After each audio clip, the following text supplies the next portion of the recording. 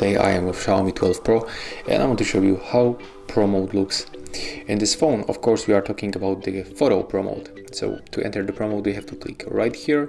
It's next to the video mode, and at the first I can recommend you to click on this information icon, and in this place you will find description of every function that you can find, that you can turn on or adjust in this Pro mode.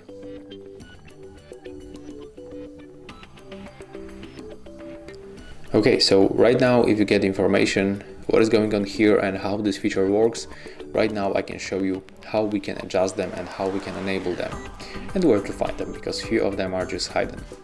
So let's start, for example, from the white balance. So as you can see in the white balance adjustment we got 4 presets, but we can also click right here to adjust the white balance manually with this slider. To go back for the automatic settings you have to click on this arrow and then select right here, and the more modes also works very close.